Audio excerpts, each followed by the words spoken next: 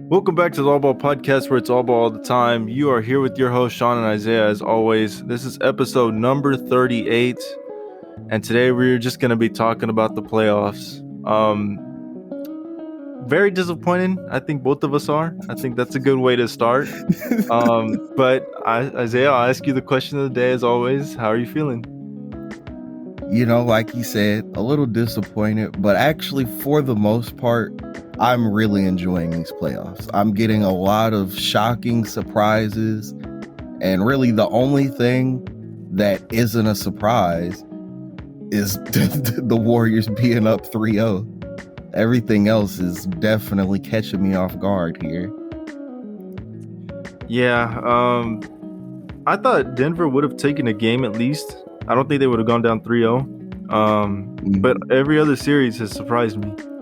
Oh yeah, I wouldn't have expected them to be down 3-0 before the series started, but after game one, it made sense that they'd be down 3-0 now. Yeah, another one that's I guess the one that hasn't surprised me is the Miami one. Oh yeah, Miami, Atlanta too. Yeah, and Philly. That one, I think Toronto probably could have taken a game, but for the most part, I saw this kind of happening. Not a sweep, which I think is going to happen. Mm-hmm. But yeah, those are the two that I think were pretty obvious. But which one do you want to start on? Which series do you want to start on? Yeah, since there's not much to talk about on those, we can just go in that same order we went in last time, skip those two, and just start with Milwaukee and Chicago. All right. I know you, as a Bucks fan, have a lot to say about this one. Yeah, I'm gonna have to come out and say it. We're really in the playoffs. Because what happens every time we get to the playoffs? Giannis's teammates all of a sudden forget how to play basketball. And you know what? They still pulled out game one despite that. So I was like, maybe it'll be fine. Maybe it'll be fine. And we get to game two. And what happens in game two? Oh, wait. Chris Middleton actually remembers how to play basketball. Oh, wait. Brook Lopez is playing like he's an all-star. Jrue Holiday still doesn't remember how to play basketball. Bobby Portis didn't even get to play, really. Chris Middleton was having a good game. Didn't get to finish out the game because of an injury. And despite all of those factors, it was still a close game. It was a close game because of the crazy level of play that Giannis and Brook Lopez were providing. And how did they ruin it? On the play that iced the game for the Bulls, they couldn't grab a board. The Bulls missed 2 shots and got the board both times, which gave DeRozan the opportunity to hit the game icing layup. Now, I don't know. Maybe it's just me, but I feel like this team should be able to grab at least one board. Yeah, one thing I want to point out is the way the game started. Milwaukee started the game with 3 turnovers, back to back to back. At that point, I thought, wow, this might be a long game. For the most part, this game was pretty close, like you said. But wow, Jrue Holiday. I mean, you were just, like charity out there with the turnovers, giving them away. Like, he had the same amount of assists as turnovers. You see, that's playoff Jrue for you. Playoff Jrue. But yeah, I mean, a great game by DeRozan though. Oh yeah. And definitely full credit to DeRozan and the rest of the Bulls. They absolutely deserved that win. Mm-hmm. The Bucks got very lucky. Just that, again, Brook Lopez was suddenly playing like an all-star. And Chris Middleton had a great game despite him going down early. So, right. Excusing those 2 things and, Giannis being Giannis, the Bucks absolutely deserve to lose this game. Vucevic was actually efficient, shooting 55%, which was pretty surprising. I have a question for you. Do you think Caruso's impact is better or more than Vucevic's impact? Oh, without a doubt. Without a doubt. I feel like despite how he played this previous game, what Vucevic provides to this team, there are plenty of bigs that could provide that for this team. Whereas when you look at what Caruso does, he hustles for boards on the offensive glass. He makes the right pass most of the time without even hogging up too much time with the ball. He obviously plays really great defense. Like there's a lot of small things that Caruso does as a glue guy for this team that there aren't many people in the league who do what he does. Right. And honestly, it's pretty cool to see Caruso kind of come from a guy in Los Angeles that was almost like a meme for a troll of the league to being this guy that's honestly probably top 4 on his team for impact wise. I mean, other than Lonzo, DeRozan, and Levine, when Lonzo's playing. But yeah, it's good to see he had a 10 assist game. Didn't really do much points wise, but didn't shoot the ball terribly either, 3 for 8. And then, I mean, when you have 10 assists, 2 blocks, 2 steals, only 1 turnover, 1 foul, that's a great game in my book. Yeah, the best plus minus on the whole team and obviously the game too. But yeah, man, that's all I really have to say about the Bucks and Bulls. Was there anything else you wanted to talk about for them? There's really not much left to say. You know, Giannis is being Giannis, and that's really all you could say about the Bucks. And we just, gave the Bulls their credit. So that's it there. Yeah. One more question. Do you think Drew and Middleton will flip it around this game? Like Drew will have a good game, Middleton will go back to playoff Middleton? Oh no, Middleton's out. That's why. I didn't even see that. Yeah, no, like he's injured. He's out for, I think they said 2 to 3 weeks or more. So okay, some weeks period. So yeah, he's done for this series.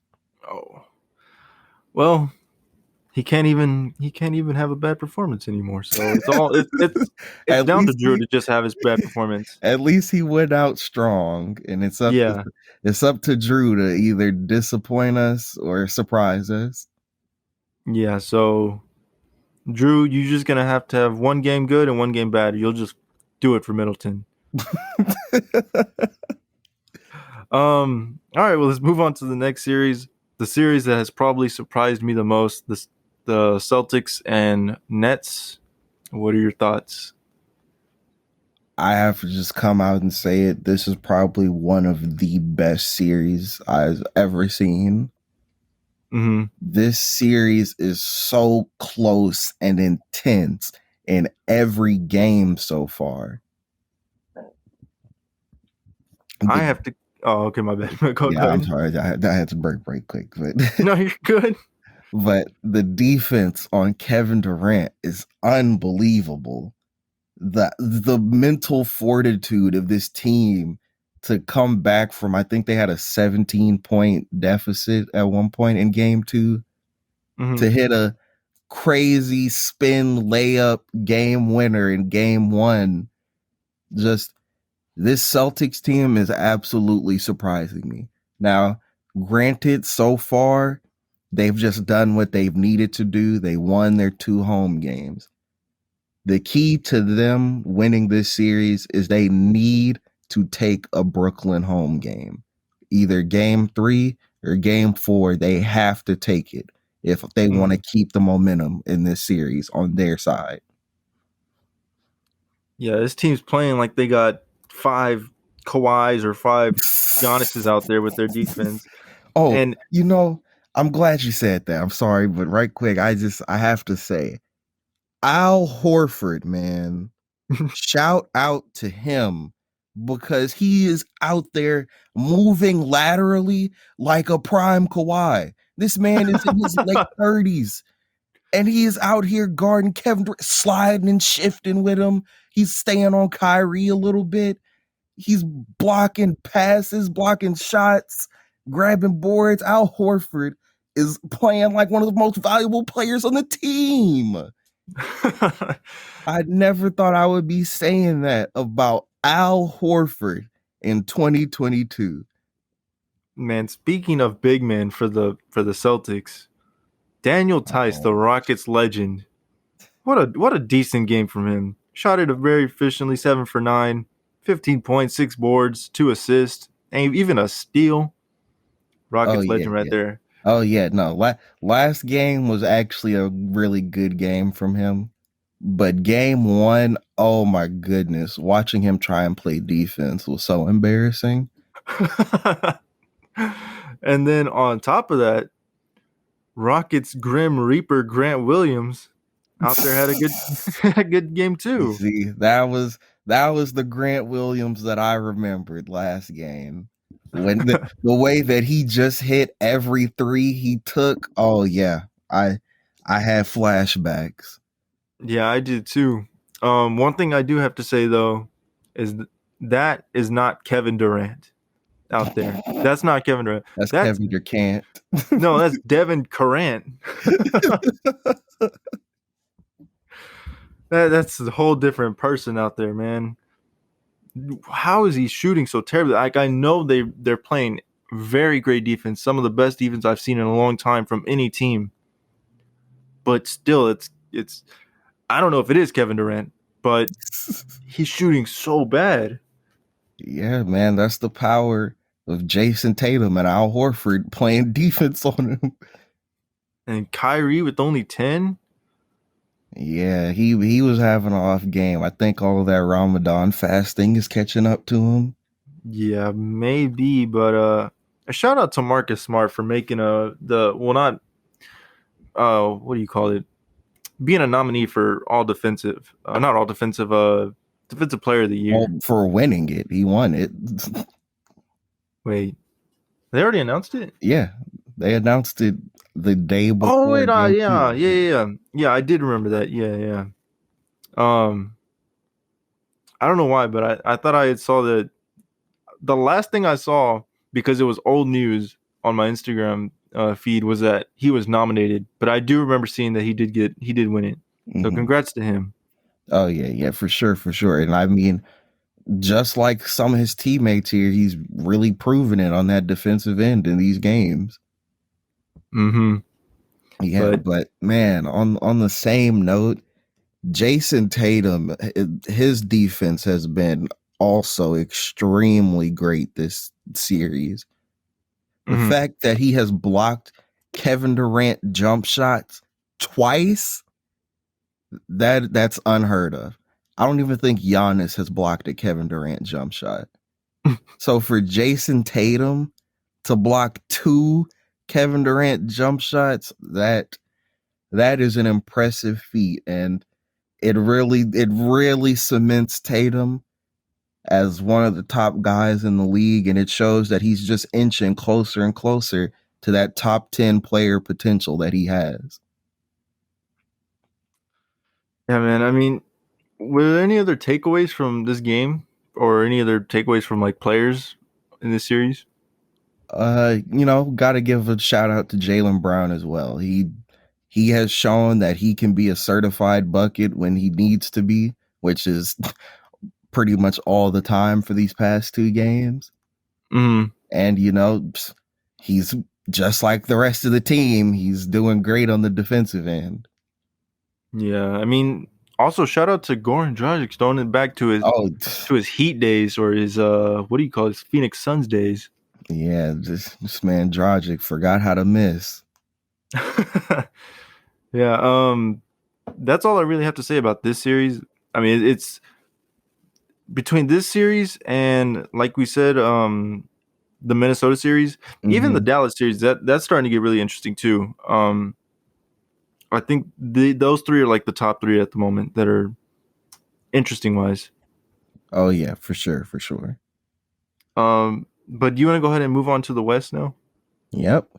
And we can go ahead and start with the Phoenix Pelicans series. Mm-hmm. What are your thoughts on that?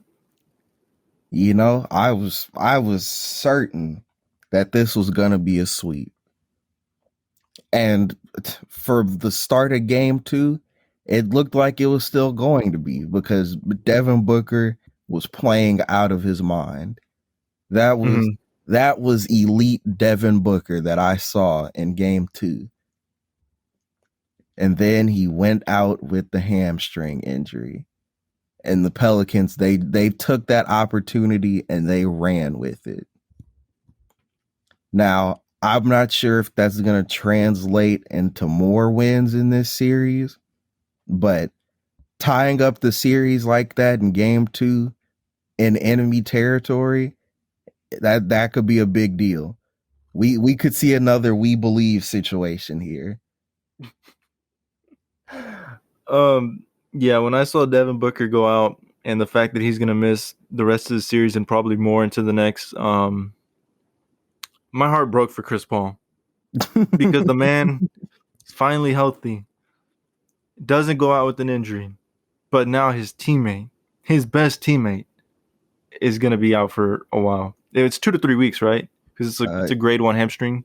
Yeah, I think they said two. Might Okay. be two, but yeah, I think if they said two, like they'll try and bring him back as soon as they can. Yeah. But you know, on top of just feeling bad for him for losing his teammate when he's healthy, it's got to be poetic that the thing that dropped his teammate is the same thing that Oh. dropped him when he was here. Yeah, the hamstring. Man, those hamstrings really just know how to ruin Chris Paul's career.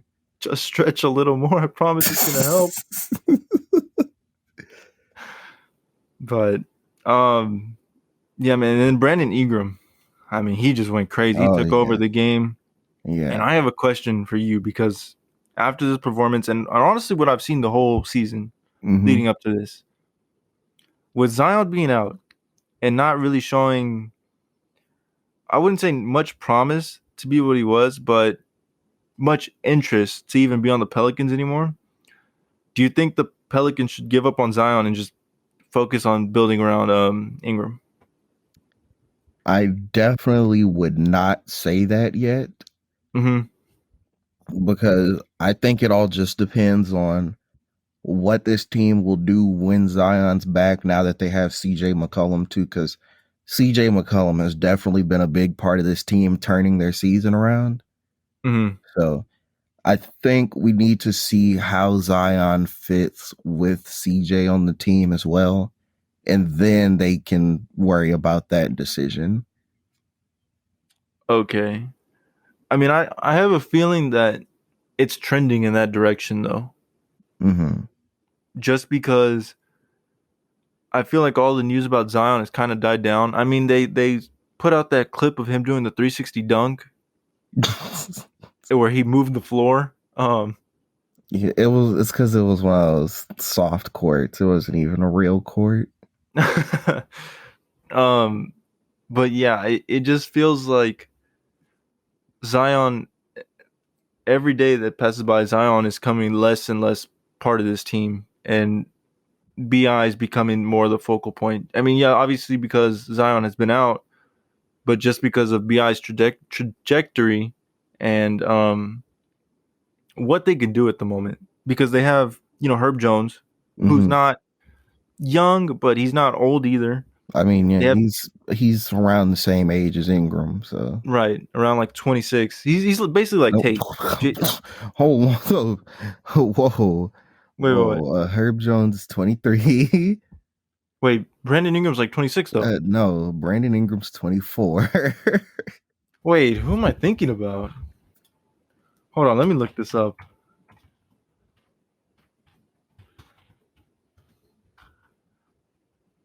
Why did I think Brandon Ingram was 26 years old already? Yeah, I was like, whoa, that is a huge stretch. You're giving this man 2 extra years. I could have swore every time I played 2K, Brandon Ingram's like 26 years old. All right, well, You must be thinking of a different player. Am I? Maybe because I just said Jayshawn Tate. I was thinking about Jayshawn. Jayshawn's 26, right? Yeah, that's probably what Okay, you're thinking that's about. probably why. Um. Okay. No. Okay. I still messed up, but I never mind. um. They got Trey Murphy the third. They got Jose Mhm. Alvarado. Jose Alvarado is not young either, right? If I'm Oh not, yeah, hold yeah. on, Yeah, hold he's on, wait. definitely he's not like 20 or 21 Okay, or he's whatever. 24. Yeah. They got some young pieces, is what I'm trying to say. They're not Mhm. super young like the Rockets or the Thunder or anything like that, but they have enough to build around Ingram for the next couple years, around his age. Mhm. That's what I'm kind of saying, that I think the Pelicans might be better off moving on from Zion and just at least trying to see what they could get from him. Yeah, I think that's the key thing about moving on from Zion is they need to see what they could get in return. Because if they're going to get rid of him, they need one of two things back. They need someone who can lead to, if not an immediate, a very soon championship contention level of play, or they need another young superstar to pair with Ingram. Mm-hmm. I don't think the championship contention in the next couple of years is that likely. I think the younger superstar is more what I see. Um, just because I think they're more than just one piece away from championship contention. Well, I think they're one star level player away, and then they just need some more role players to kind of fill that void. Mm-hmm. Because one player can really make that difference when you have Brandon Ingram and CJ McCollum on the team already. Okay. And honestly, I feel like that's the more likely result, because what are the chances that a team gives up their young superstar for Zion, who has barely been on the court? A desperate team that's looking for a big name, maybe. Trying to think of a team that might do that. You're gonna have a Not off hard the, time not yeah, thinking not of it. not not off the top of my Exactly. head. But yeah, actually, you know what? I don't see it. But yeah, you're probably right there. But I still think that Zion is probably not the best fit in New Orleans anymore. Just because I mean everything else that went on too, with the not texting CJ or whatever, and just not showing any interaction or interest in the team at all for Mhm. basically the whole time that he's been out. Well, I think CJ clarified that Zion did get in touch with him like soon after. Mm-hmm. So I don't know. I feel like a lot of this stuff has also been overblown, because Zion also has been attending the games as of Mm-hmm. recent. So maybe he was just really trying to get back into his rehab or something. Who knows? Yeah, maybe. All right, I feel like we spent a lot of time on this series that's probably not as interesting as the others. So let's go ahead and Yeah. move on to a pretty interesting series, Dallas and Utah. You know what? I'm not even going to say this is an interesting series. I'm going to say that this is Wow. an embarrassing series, because there is zero reason that this Jazz team should be dropping games to a Luka-less Mavs. Maybe they lose one, like for instance, the Jalen Brunson explosion. Mm-hmm. Like that's fair. And you know what? With that game, I'm gonna say Jalen Brunson has to be listening to the podcast. He has to, because we Oh yeah, I said remember. we said that they're not winning games if he plays the way that he did in game one, and he hasn't Mm-hmm. played like game one since. So Jalen Brunson, I know you're out there listening, but outside of that, there is still no reason that they should be losing these games. And it really comes down to two fundamental issues. Issue number one, the Jazz have horrible perimeter defense. Issue number two, the Jazz have horrible playmaking, and they're really bad at getting Rudy properly involved into the offense. And that's thanks in no part to Donovan Mitchell. Mm-hmm. So I have a question for you because you asked me this question last week. Mm-hmm. You asked me if Luka doesn't win this series. You said if Luka doesn't win the series, what does it do for his?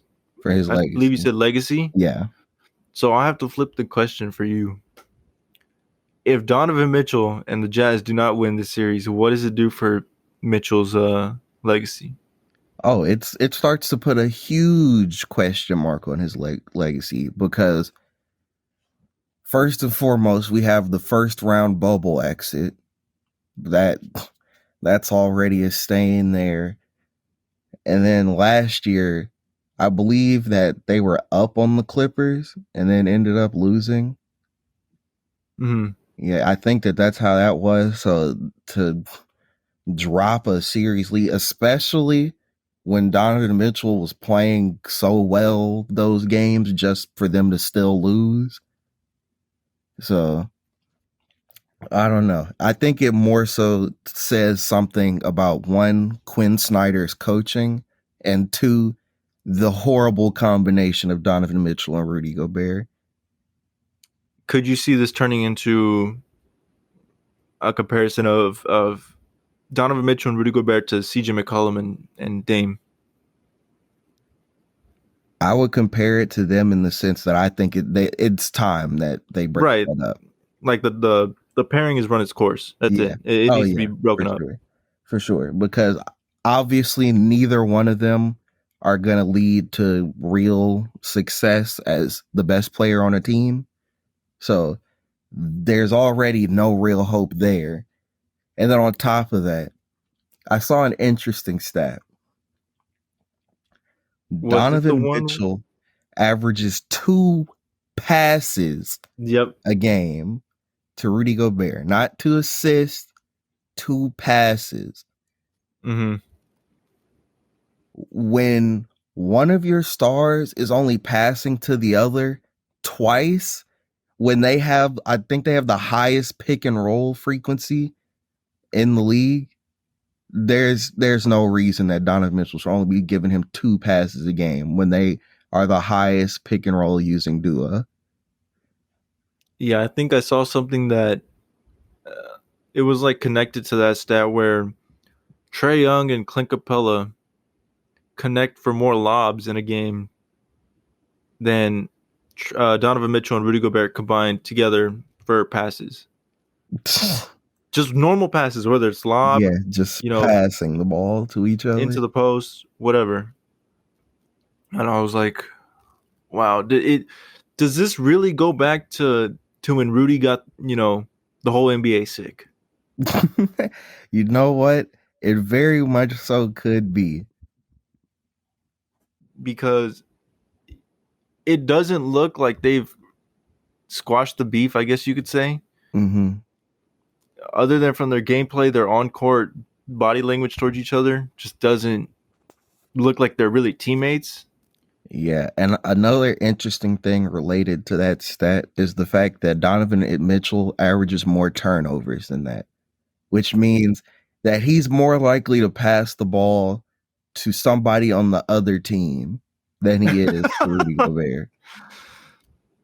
Man, more and more each day that we talk about Donovan Mitchell, I feel like you're right about his whenever we did the top 25 list. Mm-hmm. And how I had Rudy Gobert over him. Yeah. Hey, man, what could I say? I saw it all along. So, in reality, what do you think the Utah Jazz could get back for? I mean, I would guess that they're probably getting rid of Rudy before they get rid of Dono just because of age. Yeah. Because of age, and I think if anything, Rudy probably would want to leave more than Donovan would. And I feel like it would be more of a mutually beneficial situation to get rid of Rudy than to get rid of Donovan. Because I feel like if just the whole way that their system is, just doesn't work. So I think they need to fire Quinn Snyder and get rid of Rudy, so that way they can just get a fresh new system and just completely construct the team around Donovan Mitchell rather than building around Rudy's defensive capabilities. Yeah, I think they need to go look for a big perimeter wing that could guard really well and has at least some type of playmaking, because, like you said, this team, other than Dono, who really doesn't even play make, and Mike Conley, they have no playmaking. Exactly. But yeah, that's all I have for the Mavs and Jazz series. Anything else from you? No, that's it. All right. I'm sorry. The only other series that's 3-0 at the moment, Golden State and Denver. What are your thoughts on that? There's only one thing I can say. PTSD. The PTSD lineup is deadly. When they have Steph, Clay, Jordan Poole, and Draymond out there, there's really not much that they could do to stop that. On the offensive end, Draymond's playmaking with the elite shooting that the three of them have had this series, that combination is just far too deadly. And then on the defensive end, Jordan Poole is really active. Clay, while not what he used to be, is definitely still a good defender. Draymond, we know that before he had to deal with injuries this season, he was a DPOY candidate. So we know what he's doing on that end. And then Steph has always been a great team defender.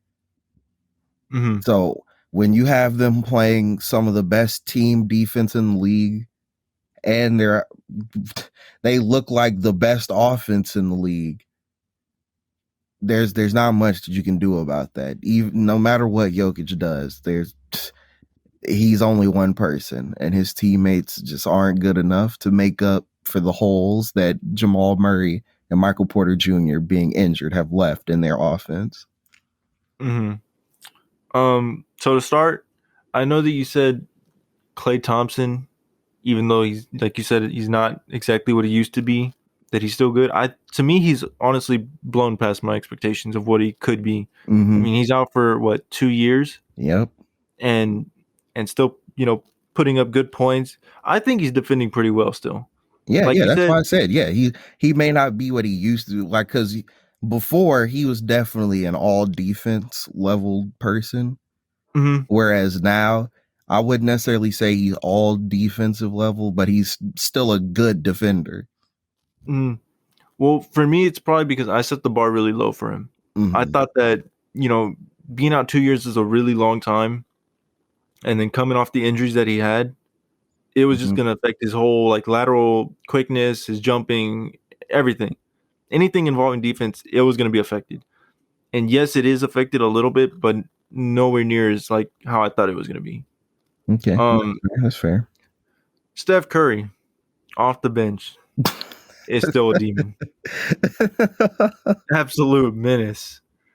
Yeah, I mean, that should be expected, but still. It's like I've seen, man. They're calling him the new sixth man of the year. In just one playoff series, he wins it. Exactly. They say, you know what? Forget the entire regular season. Steph is now the sixth man of the year. Jordan Poole, for a guy that I believe was still in the G League last year at the beginning of the year, to being a guy that's averaging 20 plus in the playoffs is absolutely crazy. And 8 assists at that too, 2 steals, and it's honestly crazy to see how fast he's developed. I mean, I know that he was good last year too, but he took that leap this year. Wiggins, I know you're an all-star. You may or may not have deserved that. That's debatable. But you're only taking 9 shots in a playoff game? I mean, Honestly, I'm okay with it because of what Jordan Poole is doing. I think Wiggins, if he can just hone in on the defensive end, Mm-hmm. that is really the only reason why he's still starting instead of them just putting Steph in to start. Mm-hmm. Because Wiggins, as a defender, obviously, as we've talked about many times, he's improved greatly on that end. Mm-hmm. So if he can just focus the majority of his energy onto that end and helping to slow down Jokic, and then just coming back on the offensive end, maybe spotting up for some jumpers off the catch, maybe attacking some closeouts, but that's really all he needs to be doing. Right. I completely agree with you that it's his defense that's keeping him there. But like you said, it's improved. I've always thought that he's had the tools to be a great defender, Mm-hmm. like body and all that. Oh yeah, that's It what the scouts were saying about him when he was coming into the league. Is just yeah, playing in Minnesota. He just never lived up to it. it's just he needs to buy in, night out, Mm-hmm. and it's shown like that he's done that for the most part. But still, I would like to see him do more offensively. At least take a couple more shots because Andrew Wiggins, I think, is one of those guys that we've talked about that when they're hot, it's almost like a oh wow, he has like 25 points. Didn't even notice. But hey, if he's your all star, then he's your all star. But you see, Debatable. the problem with that is, what are even the opportunities for him to get hot when you already have Steph, Clay, and Jordan Poole who are all hitting on all cylinders? Where is the room for Andrew to even get hot? That's true. That's very true. But I mean, I really don't have a good comeback to that. But Bielitsa should not be taking. You should not be taking the same amount as Bielitsa or close to it. He only took 3 more shots. That's the only comeback I could have. I know it's not the greatest, but still, I still think that he should be trying to do at least a little more offensively, or at least not 4 shots. Obviously, that's never good. But maybe Steve Kerr should try to find him a little more in that offense. But that's all I really have to say for that series. All right, we can go ahead and move to the last one, Down man. to the last one, the one that has disappointed me the most. Yeah, I'm just go ahead and let you take the floor on that. Karl Anthony Towns. Are we in Minnesota? Are we?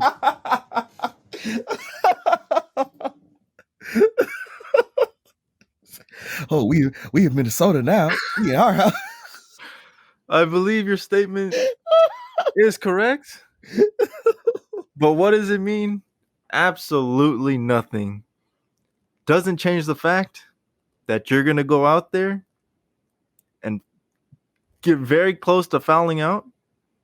Also doesn't change the fact that you took under 10 shots again. D'Lo, you actually saved yourself because you did well. You did well. Yeah, he did well until the fourth quarter. I'll at least take 3 solid from him. It's Okay. 3 quarters better than what he was giving me the last, 2 games. Okay. Let me see. Anthony Edwards, I can't really say much about you. You had an okay game. Mm-hmm. You didn't shoot extremely well, but you shot above 40%, which is okay with me. But Karl Anthony Towns, 4 shots in a playoff game, 4 turnovers, and 5 fouls. You are disappointing. You are disappointing. Just get in there. Stop using your hands and just put a body on someone. Stop fouling. I really don't have much other to say about the Timberwolves other than that because they really upset me. I was very confident after that first game that they were going to win this in 7. Still might happen, but they've looked embarrassing the last 2 games. Yeah, I chose the Grizzlies to start this series before this series started. And that pick is that it's looking more and more logical as this series progresses because boy oh boy, have the Timberwolves looked awful after that first game. And you know what? Let's forget about all that right now. I need to go back to game 2 for a second because as I watched that game, I probably saw one of the worst stretches of professional basketball that I've seen in my life in that game because there was a sequence of 6 consecutive missed shots with 4 of them being right at the rim. Ja missed an open layup. I think it was Dylan Brooks missed a layup. D'Lo missed a layup, and Anthony Edwards missed a layup. All 4 of them missed a layup in a single sequence. And then I know Anthony Edwards missed a 3, and I think somebody else missed too. But let's, even if we were to drop it to 5, those 5 missed shots with 4 of them being layups is embarrassing for a playoff game at the professional level. I mean, beyond that, because at that point, it's overall game wise, I can't even just criticize what happened there. Those 6, what do you call it? I guess you would say possessions or shots. Because Karl Anthony Towns, I'm sorry, I cannot take my mind off Karl Anthony Towns and how bad he's been playing. You are embarrassing your dad in front of Ja Morant's dad in the stadium like that. I mean, D'Lo was going to be my most disappointing player of the series if this continued. But you, Karl Anthony Towns, you're taking it right now. And I voted you last week to be MVP of the series, and you do me like this? Yeah, that pick probably aged the worst out of anything else you said. Picking Cat as a potential first round MVP. Yeah, that's rough.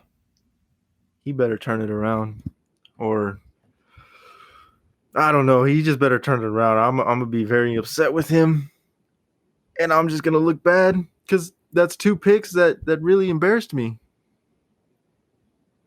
But yeah, that's really all I have to say about that. I don't want to talk about it too much because it's gonna upset me more. Okay, but to try and redeem yourself, who would you say would be your first round MVP now? Between this series or just all of Just them? first round.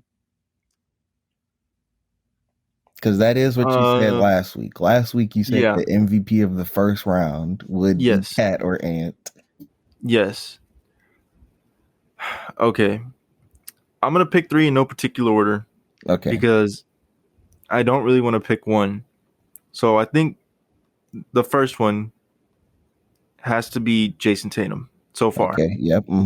I agree there. I think the second one,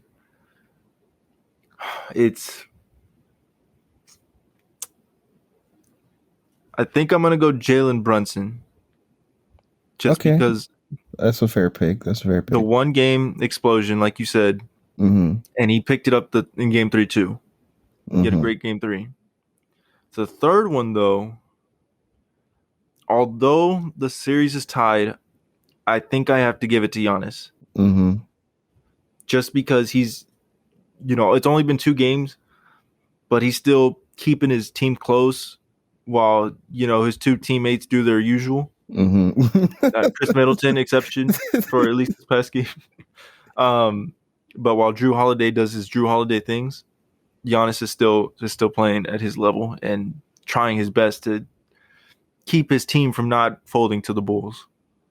Yeah, and in order to follow up on my picks. Like I said last week, I figured that Giannis would be my first round MVP. He's definitely living up to that right now. Mm-hmm.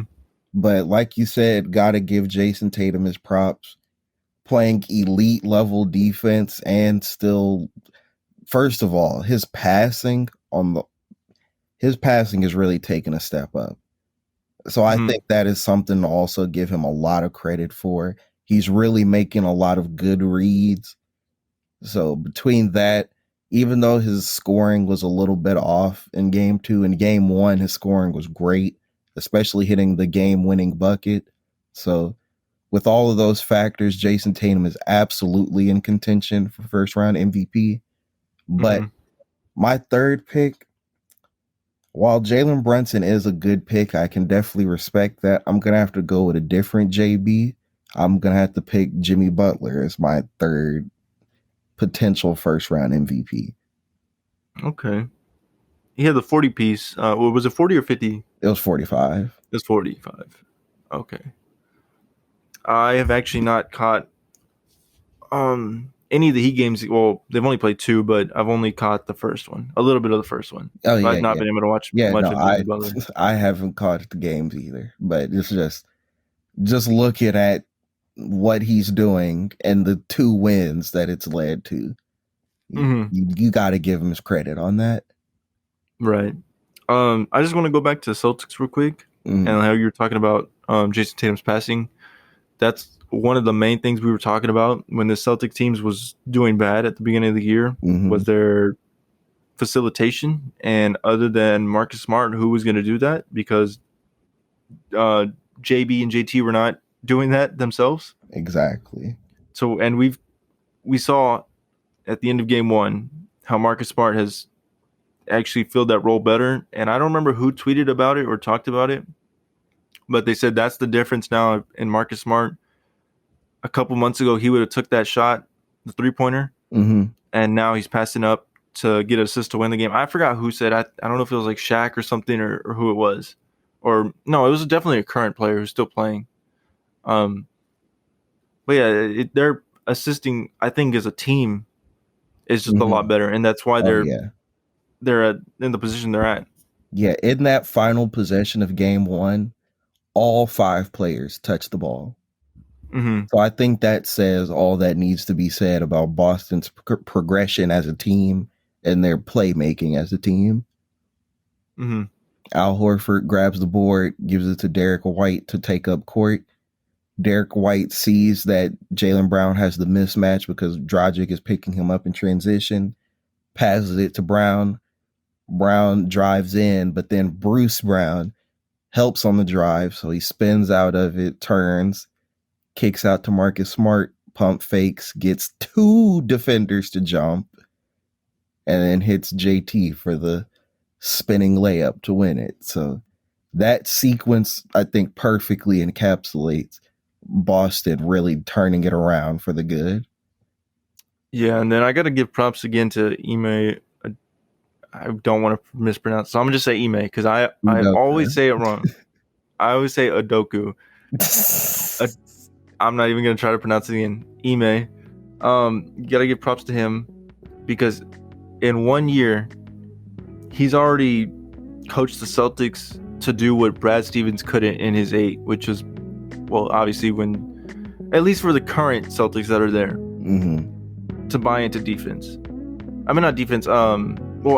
Defense actually, yes. But also to get JB, JT, and Marcus to pass the ball, at least better. Yeah, to really make the right plays. So props to Ime. But yeah, that's all I really have for I guess the whole first round so far. Was there anything else you wanted to talk about? Nope, that's it for me. All right. Well, then that's going to be the end of the episode. If you like the episode, go ahead and like and subscribe. Leave a comment down below. Isaiah, any last comments? As usual, don't forget to share the podcast with as many people as you can, to help us out. And therefore, we can provide you with a better product, and we can keep providing you with this product as long as we can. Mm-hmm. All right, we will catch you on the next episode.